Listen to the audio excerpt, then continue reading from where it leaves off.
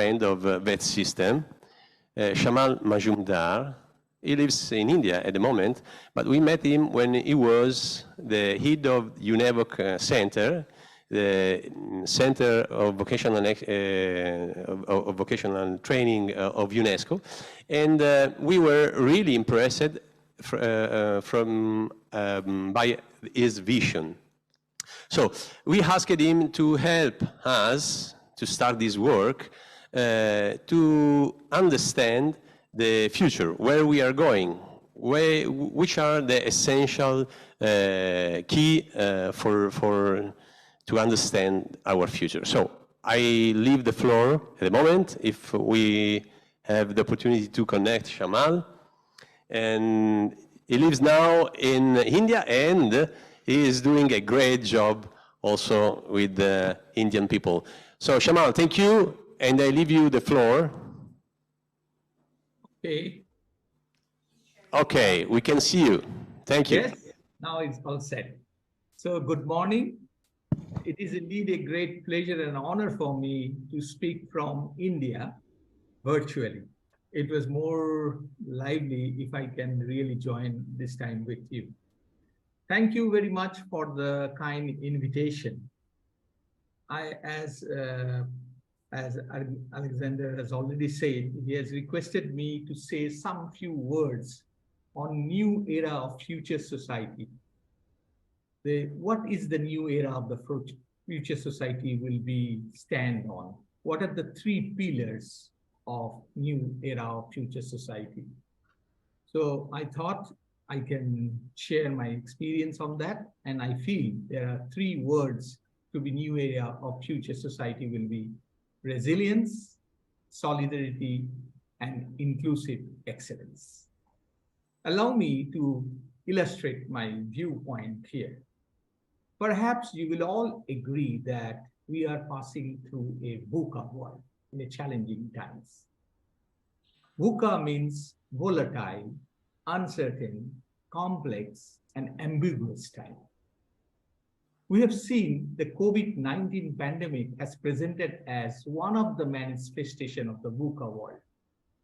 Perhaps you will agree with me that if anything was common during COVID times, irrespective of any countries, whether it's a big or small, high GDP or low GDP, or rich country or poor country, there was a feeling of vulnerability about the present and uncertainty of the future. Some people start thinking, can we bounce back and come back to the normal situation? It's not far, 2 years before we have seen that world. And everybody realized that we need to be more agile and resilient to face the future world uncertainty in a volatile world. In these uncertain times, unexpected things happen in any time.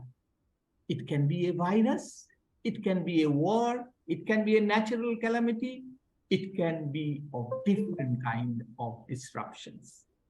So for that reason, everybody start thinking that definitely resilience should be the top priority of the future society. What we mean by resilience? That is the first question we need to think. Resilience is a mental characteristics of any individual who are able to quickly come from a difficult situation like adversity, trauma, significant sources of stress. You cannot have this kind of skill automatically. There is a way to develop this skill. Unfortunately, technical vocational education and training has not given that importance before COVID times. And therefore, we have seen that you are getting disturbed, disappointed, depressed, but they need to be now, have to be agile and resilient so that they can combat with this situation and bounce back. So this is the situation where we have seen. So we have to understand now, TVET must prepare learner for resilience skill. This is number one point. The VUCA world demands that. Therefore, we have to prepare Tibet learners and prepare their skill. But there are what is the different forms of resilience skill? There are three major forms of resilience. Number one is mental health resiliency. Second one, the learning resiliency. And the third one is technological resiliency. Mental health resiliency, we know, I will discuss it more in subsequent slide. Learning resiliency, we have seen when all schools were closed, the learner was forced to learn on his own. So there is a learning resiliency issue came. And now you see everything changing so fast in technology, and you have to cope up with the situation, and you need technological resilience. Let's first look at the mental resiliency. We have seen during COVID time, youth are devastated and depressed deeply. And how to cope up with the situation was the main. And everybody thought the mental health must be included in the Tibet curriculum that time, so that they cannot be unprepared like this. There are 6 domains of resiliency. One person has clear vision, like where we are going, what is the purpose, what is the goal, what is the congruence. Exposure, regulate. Many people has a capacity to regulate emotion. So there is a way to regulate your emotion. Interpretation of bias, calm and control of the situation. Many has a characteristics feature of that. Some people has to develop that. Reasoning power, that is problem solving, resourcefulness, anticipate. Health is a critical issue. Nutrition, sleep, exercise, meditation, that gives a mental strength to combat adverse situation. Tenacity, persistent, realistic optimism, and bounce back features. And collaboration.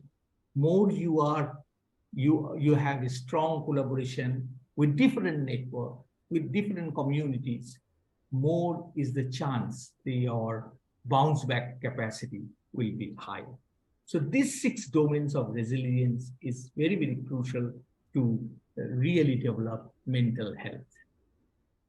Second is the learning resilience. Why learning resilience? We have seen suddenly everything stopped in the COVID time, all school closed, nobody able to join the school, and the learner was forced to learn by themselves. But how you can learn yourself? How you can be a lifelong learner? There are the characteristics you need to have to be a lifelong learner. Number one thing is that can you read from the manuals on your own, can diagnose the problem? Do you have a learning to learn skill? These are the key features which we need to look into. So this COVID is not only the one, there might be more disturbance will come. So therefore, the future learner must be self-managed, self-directed, lifelong learner. Learning to learn is the key for this phase, means the capacity of learning to learn should be there. There are 4 skills are important. Interpersonal skill, cognitive skill, and learning to learn skill. If you want to be a lifelong learner, we have to keep in mind that learning to learn skill will be a very important component to fight back this adverse situation. Third is the technological resilience. What is technological resilience? Why it is so much important? Every day we see new technologies are coming, and you have to cope up with the situation.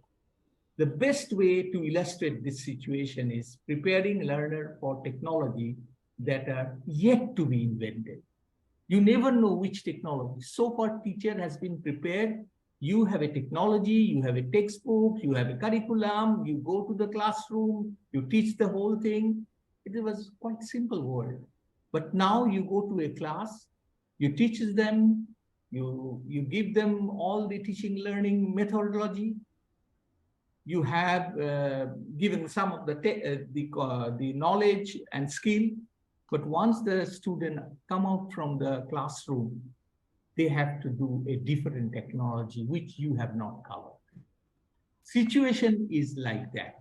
So being a poor teacher, how you are going to change the methodology? Is it only sufficient to transfer the content only, or there is a different methodology to really address this issue? The most important issue, in my opinion, if you have to prepare for the resilient and agile learner with learning to learn skill, you must have a technological resilience, which require TS, that is technical skill, GS is the generic skill, FS is the foundation skill that help to be technologically resilient. First is technical skill. If you are in any job, that means you have been recruited for specific occupation skill. That is, I mean, the technological skill that you need to do. But if you have only that skill and you will not able to change from one version to another version until and unless you have a generic skill, which is have innovation, critical thinking, creative thinking, learning to learn skill. That means which is domain independent generic skill. So you have a capacity to learning to learn skill. But these two cannot address another problem, which is altogether a new domain has emerged, like the era we are passing through. We have never seen artificial intelligence has been spread in the society before. So this kind of changes happening, and there you not only have to be TS and GS, but you need to have FS. That FS is foundation skill: science, technology, engineering, arts, and math. I remember a story. This is my personal life, where my teacher told me that, Shyamal, if you want to sustain this pressure in the society, you will realize that mathematics is very important. Don't neglect mathematics. It is a foundation skill. Now I realize when we have gone through different phases, it's become very true, and it is not only mathematics, it's become engineering, it becomes science, which everybody know as STEM or STEMs, which has a foundation skill. So the nutshell is combination of technical skill, generic skill, and foundation skill is important to fight back the technological resilience. So even if within the, say, you are in a domain of electronics, when the domain is changing from one to another, you need to have that foundation skill and generic skill to cope up with the situation and learn it very quickly. You don't have to just transfer the content. You have to transfer the capability of learning so that they can fight back on their own. The second key issue of the sustainable future, once we have already talked about resilient skill, now I'm talking of solidarity. This solidarity we have seen in the COVID times in a big way. And VUCA world also demands a world of knowledge on two basic pillars: sustainable human development, social cohesion. Such a situation demands not only technical skill, but the values of solidarity. Let me explain that. Humanity, ethics, value are the key role to play addressing the future challenge, which require promote the concept of solidarity. I have identified principally three forms. One, solidarity with elders. You might have faced that situation in COVID times that most marginalized people are the elderly people, those who we have to take care of them. So solidarity with them was essential. Those country has done. In Italy, I have seen many people has done that solidarity with elders and fight back, even the whole thing. So that was very, very important. The second one, solidarity with marginalized and disadvantaged. It is every time is necessary. that we have to have a disadvantaged people, we have a marginalized people, those need solidarity from us. The third, solidarity with developed world. You might be a very excellent institute, doing good practices, but you don't have a solidarity with developing world. Means you are not hand-holding another developing world, one of the Tibet institution, bring them at par with the world class. That means you are not honoring the solidarity in the true sense. That's why I will say solidarity with elders, solidarity with disadvantage, and solidarity with developing world is the key issue. The third important pillar of sustainable future is inclusive excellence. And your conference is much more focused on this, and which is very, very important. What is inclusive excellence? Inclusive excellence is a framework to design diversity, inclusion, and excellence effort together to accommodate various mix of diversions. Like, one is the human difference. We are different. Every individual is different. Personality, learning style, life experience. Every time we are meeting, we are bringing our own knowledge, own skill, which is different from others. So a system who has accommodated this diversity, like irrespective of their personality, learning style, life experience, you accommodate them, then you are really one way adding to the inclusive excellence. Second is the social differences. Race, ethnicity, gender, origin. There are different aspects of social disadvantage goal, political affiliation, religious affiliation. There are many social differences are coming. In spite of them, if you are gathering all of them and giving a chance for contributing in the learning society, that means you are one step ahead in the inclusive excellence. Then we have equity, creation of opportunities for all irrespective of the background. Means you are giving the opportunities to all, irrespective of any background, which I have referred, like human difference and social differences. And finally, the inclusion is policy of providing equal access to opportunities, irrespective of any caste, creed, color, differences. So one way is that inclusive excellence is the one way is that one is the diverse, it must be definitely inclusive, it must be equitable, and it must be excellence effort. Here I have given you one slide, the face of one slide only, the face of disadvantaged youth. The first picture shows that there is an unequal right to access to education.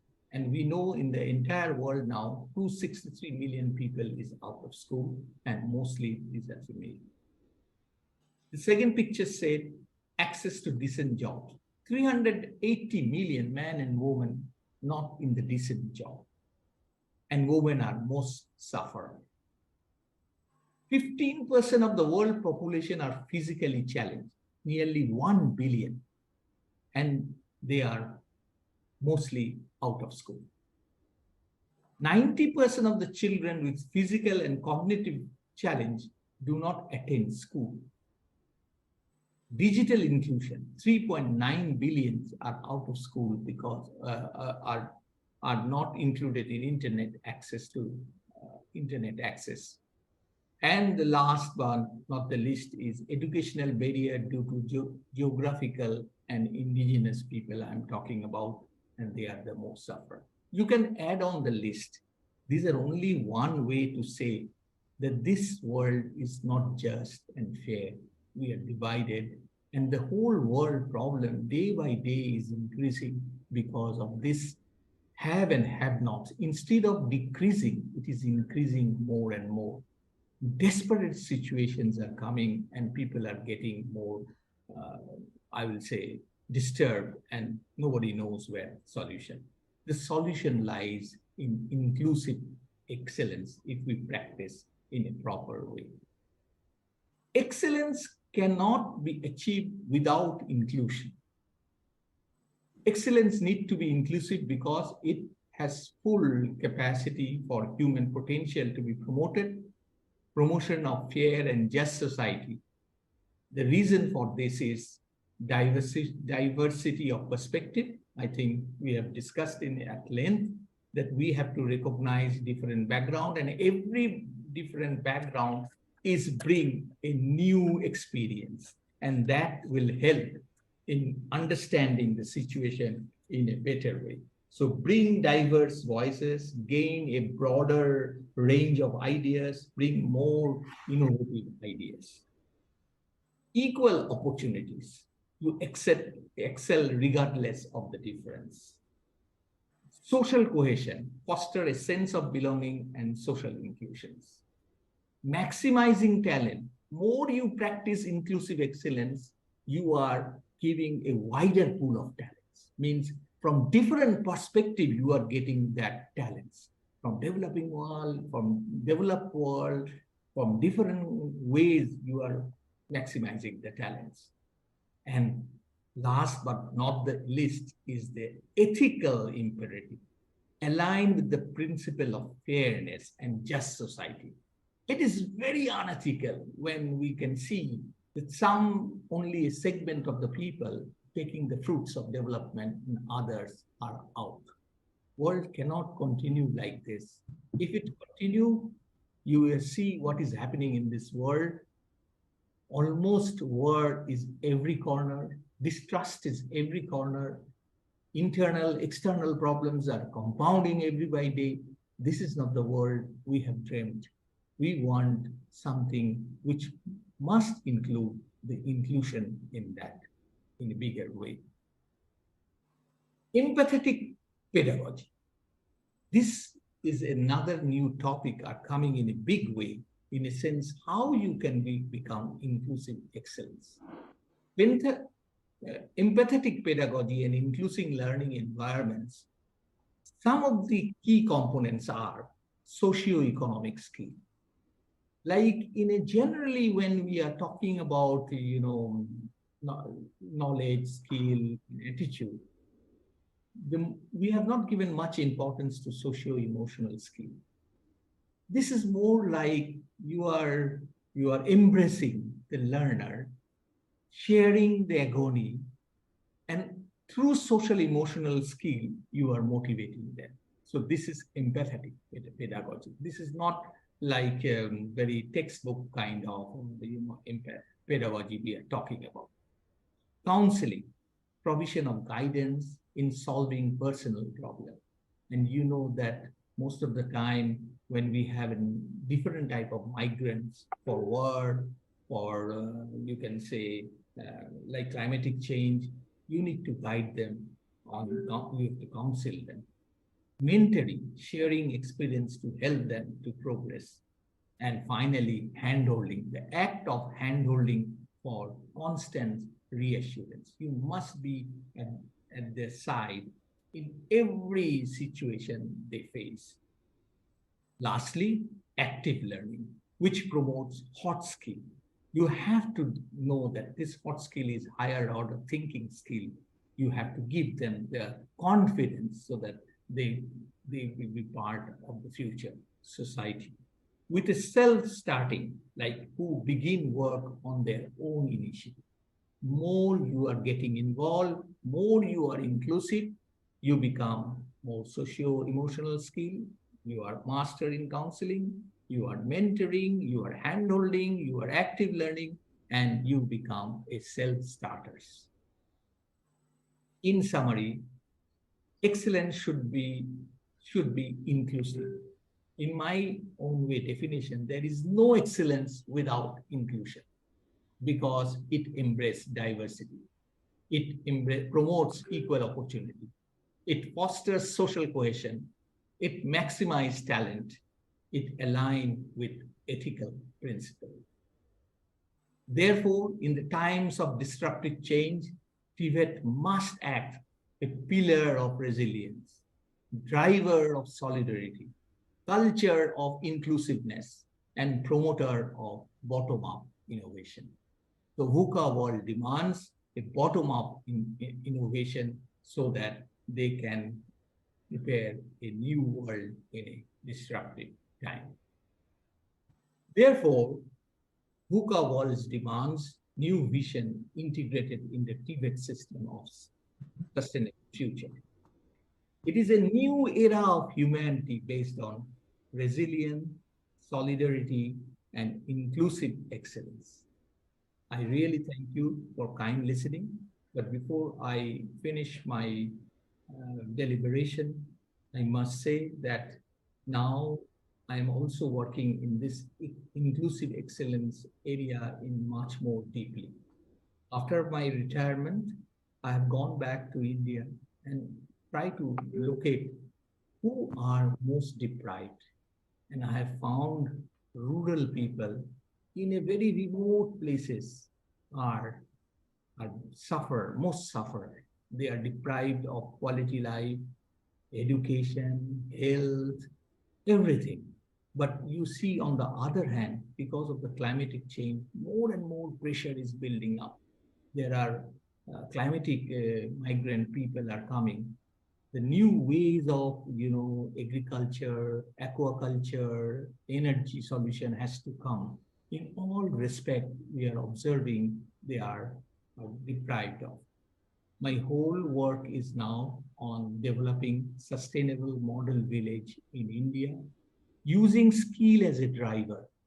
Skill has a driver for those who have haves, but we need to also think about skill which can help for have-nots, and there is the way we do.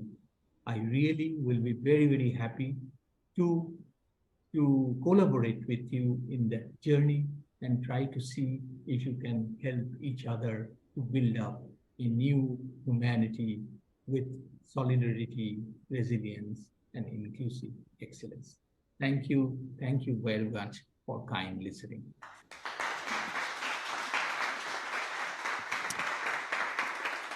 Thank you, Shyamal.